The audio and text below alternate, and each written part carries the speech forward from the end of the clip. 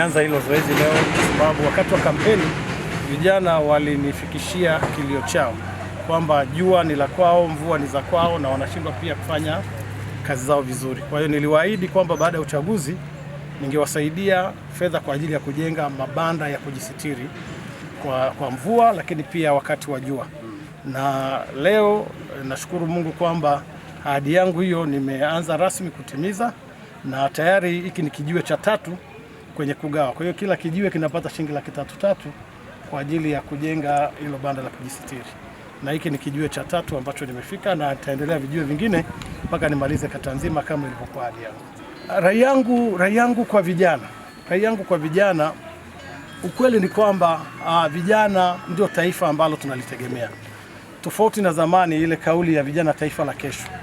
Kijana yeyote anayejitambua ana nafasi na mchango mkubwa kwa maisha yake binafsi, jamii yake, lakini pia na serikali kwa ujumla.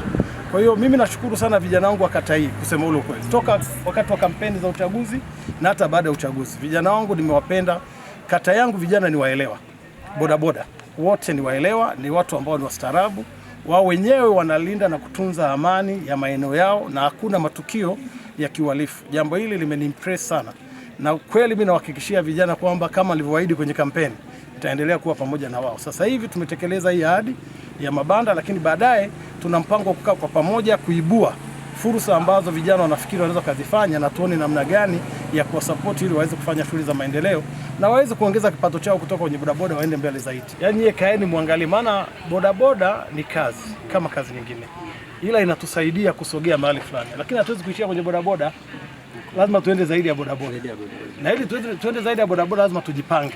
Hakuna muujiza kwenye kufanikiwa. Ni mipango sahihi, maamuzi sahihi kwa wakati.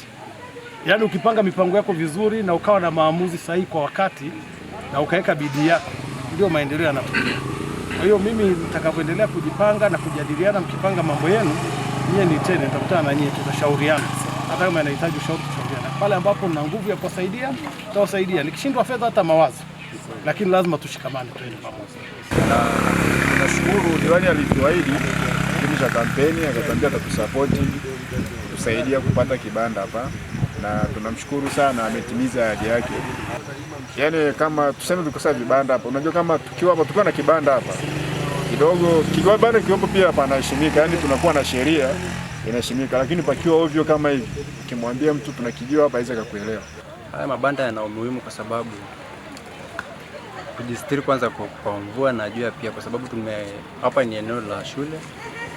Kwa hiyo tukipata hata sehemu ya kukaa kidogo, hata hapo shuleni watajua kwamba sisi ni bodaboda, tumeshajulikana kwamba tuna eneo la kukaa kidogo, kwa sababu mtu akija hapa anaweza kujua hapa sio sehemu ya eneo la bodaboda, lakini akikuta hilo banda atatambua kwamba ni eneo la bodaboda.